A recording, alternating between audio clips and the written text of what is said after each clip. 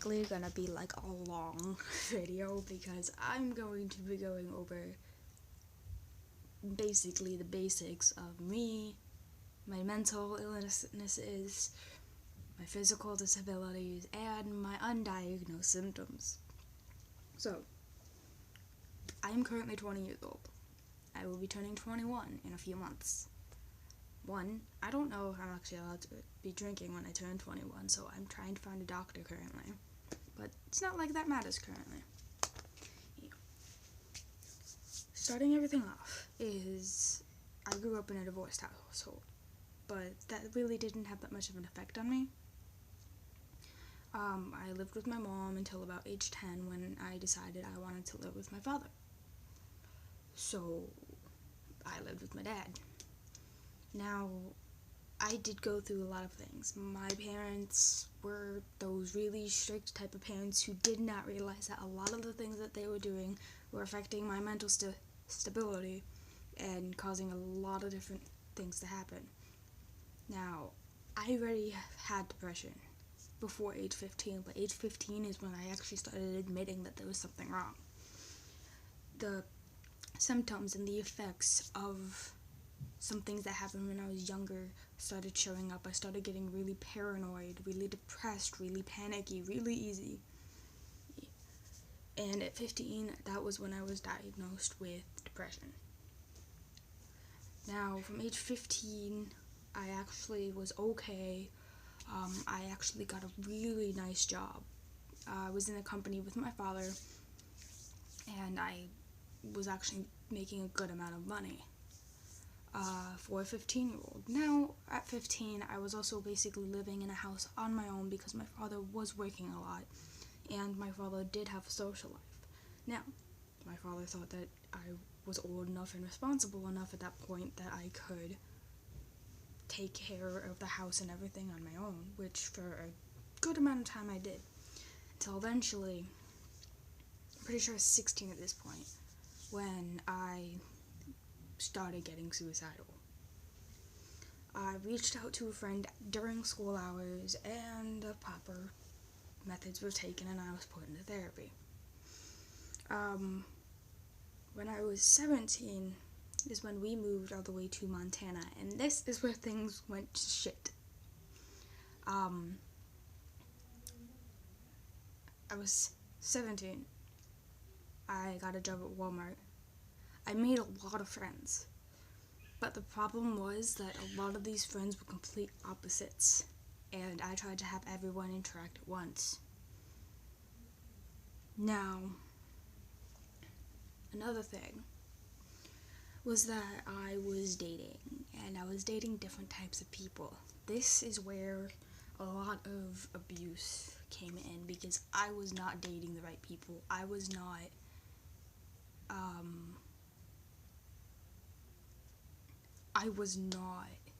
doing okay. I wasn't even noticing the signs of this. So I had friends that would try to introduce coping mechanisms for me. One of them actually was buying me cigarettes.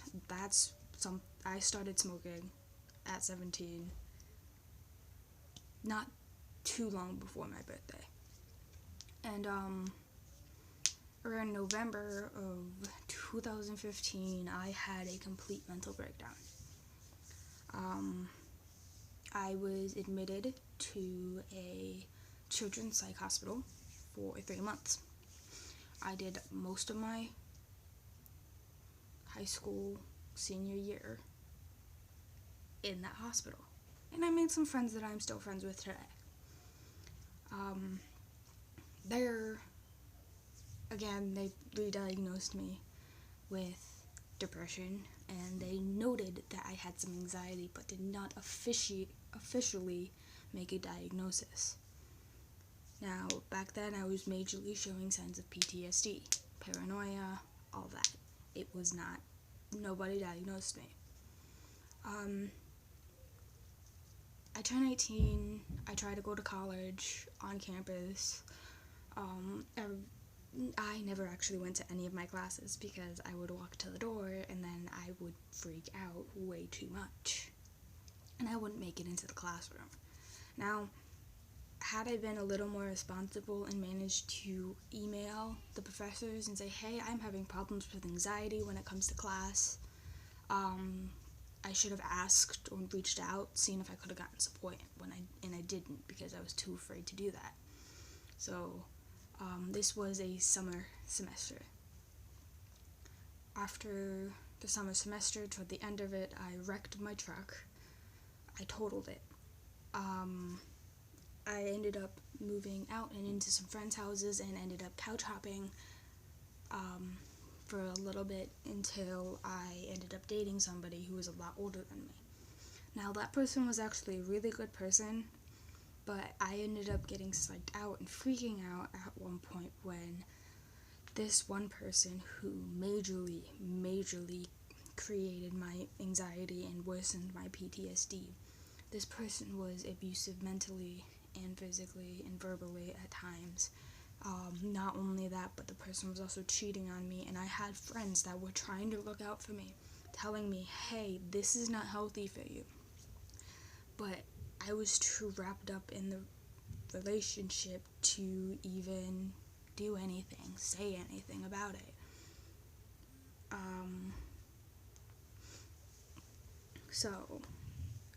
I ended up getting engaged to this person, and then they got arrested. Through that, when they got arrested, I, again, was a mental wreck. And this is where things got worse. Because I was afraid to say, no, I'm no longer going to be with you to that person, I was trying to stick by their side saying, no, I don't believe they did this. I had a lot of people threatening me. It was a lot of threats, and I was scared. I had one friend that temporarily moved in to where I was to keep an eye on me because everyone was worried about me mentally. I was not okay. A day before I was getting ready to move out to where I am now, basically. The day before I went to someone's house because I still owed them money for a cat, and the cat was supposed to end up coming out here with me.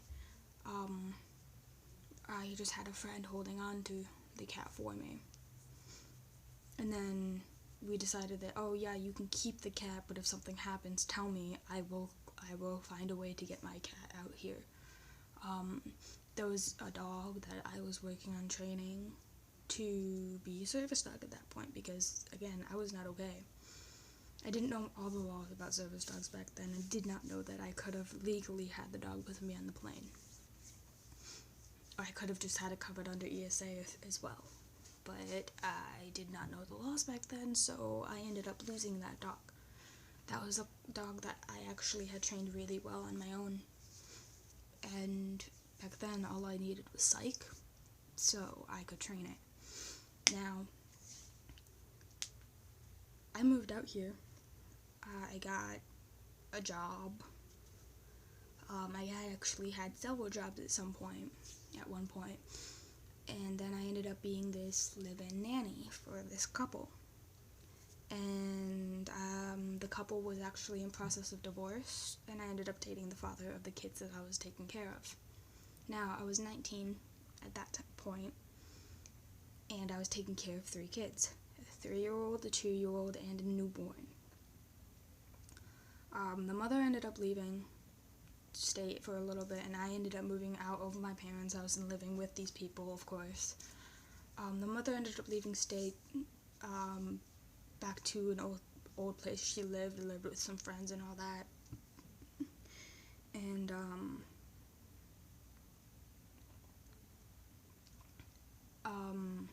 things started getting really bad. I was very stressed, even though I was trying to focus on the kids and all that. I had them on a really good schedule, but eventually I broke down and said, hey, I cannot handle this relationship. I can't be the only one taking care of the kids because I was just living in. I was taking care of the kids. Father would come home and hang out with the kids, usually around dinner time. I was doing most of the things around the house. Again, I was at 19. that was way too much for me, even though I kept saying that I was fine, and I myself didn't realize the mental strain that I was putting on myself. But I was going through therapy while I was there. Me and the father broke up, and then the father and the mother of these kids got back together. The mother of those kids does not like me. Never did like me. She never really liked the fact that I was able to find out better ways to parent than her. And I know I probably sound cocky, but I honestly found new ways to take care of the kids and get things through their head better than spanking them every time they did something wrong. I was living with them a little longer, but at this point I was trying to focus on getting myself out of their house. So I tried to, this was January of 2018, I managed to get a job at Starbucks. Now, I was on medication for depression and anxiety. I even had a PRN because it was that bad. And I honestly kept having breakdowns at this workplace. I could not work at the Starbucks. And since I ended up making it a month, and then I ended up moving out, I had to resign from the job. The way that happened was actually, I was coming off of a panic attack. I was still crying, and my boss came up to me and said, I think it would be smart if you resigned. This is really not healthy for you. And again, I was still crying. I came to work. I always went to work no matter what. I ended up biking to work a lot, and one of the times I got run off the road by somebody, and I sprained my right wrist. I walked into work crying from the pain, and then through texting my mom, I was like, I actually should not be working if I am in this much pain. February of last year, 2018, that is when I was living where I am now with my grandparents, and I have constantly been applying for jobs, but I haven't been getting any, because throughout 2018, my physical problems started appearing. I started having major vertigo problems that when I grew up, I didn't have these problems. I've passed out at home. I have passed out in public. I actually got a dog and started training them as a service dog when I moved into my grandparents' house, thinking, if I can get this dog trained, I can get a job. I can work. All the dogs that I've gotten were rescues. One was not really fond of female dogs, and I myself didn't notice until I ended up having to wash her because she fell out of a vehicle and fell smack on her back, and I no longer felt comfortable working her after that happened because I was afraid that if I did something wrong in any way, shape, or form, it would hurt her. Now at 15, I ended up dropping a person on my right knee, which causes problems now. I've had one doctor say that they're pretty certain I have fibromyalgia, and then the next doctor said, you're too young for that. I seem to be too young for everything, but now my physical problems, I have way too much chronic pain, and I have vertigo problems. I'm sensitive to pain now. I used to not be so sensitive to pain. I am on multiple medications for my mental because now I have problems with fluctuating mood. I always have, but I never really said anything about it because I thought it was normal. So I was put on a mood stabilizer because it started getting worse. I was on some medications at one point that I could not eat any meat. I'm currently on medications for sleeping because I have insomnia, or believed insomnia, because I have sleeping problems, basically. I have breathing problems, and it's probably from the smoking, and I do vape every once in a while now. It doesn't really hurt, but I am super sensitive to smells. It's probably because of smoking cigarettes and growing up around cigarette smoke. So now I have masks that I wear out in public. I am allergic to things like marijuana. The smoke, and the smell of it causes major pain when I breathe, as does cigarette smoke. But the marijuana smoke actually, I don't know if it's just because someone was smoking a specific strand, but I have once had my throat start being swollen. I have such problems with walking, and it hurts a lot, along with balance problems, and I have a lot of problems with my brain and functioning on my own in general. Like, I keep trying multiple different ways to stay organized so I can stop forgetting things. I miss appointments because of my sleeping problems, and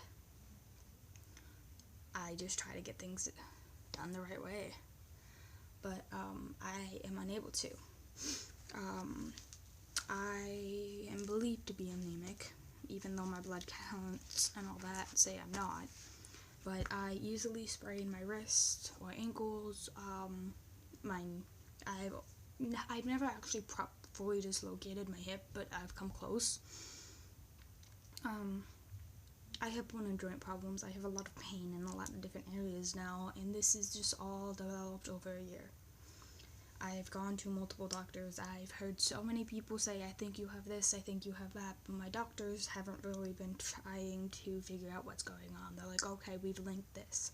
The only thing that has been properly linked is my vertigo is caused by heart rate spikes, palpitations. That's it. So I keep trying to switch doctors so I can maybe find a doctor who will finally figure things out. And no matter what I do, I have a resistance band that I use daily. I use that. I walk. I pace my room for an hour or 2 hours to get a little bit of cardio in. I do yoga, and things just are getting worse. I have been diagnosed with chronic gastritis.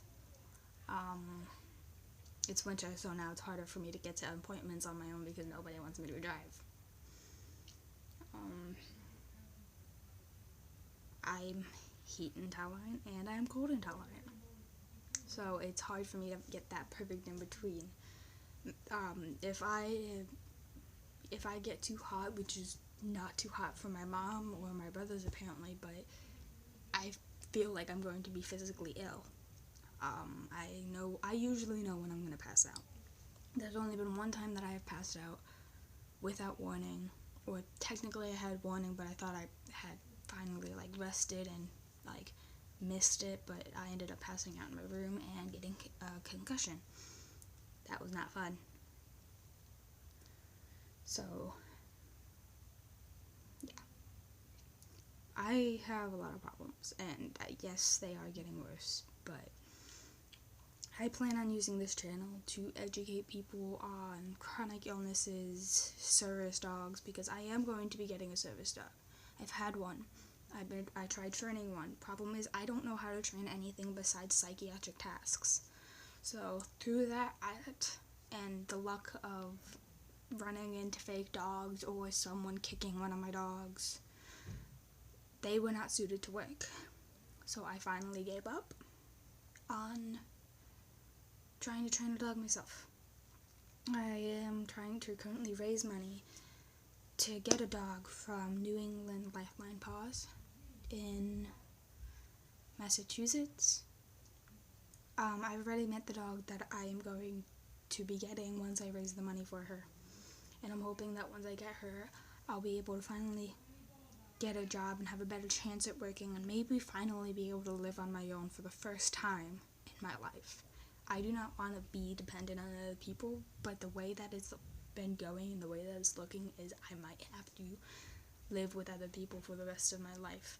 I might not be able to actually work. Many may ask, why am I not on disability? main reason is I don't really have many diagnoses. I've been switching doctors a lot right now, and I haven't reapplied. I got denied my first time, and I was going to use the fact that I got denied as a way to say, hey, no, I'm actually allowed to work even with my problems. I have problems lifting things. I lift my nephew for not even I don't even hold him for 5 minutes. I lift him up and put him in a specific place for my grandmother, and it hurts me a lot to do that, but I still do it because I want to help. So, I currently have a wheelchair that I use when I go out in public. I have these wrist supports, and for when I use my wheelchair, so I have less chance of spraining my wrist while using my chair. So, yeah, that's about it.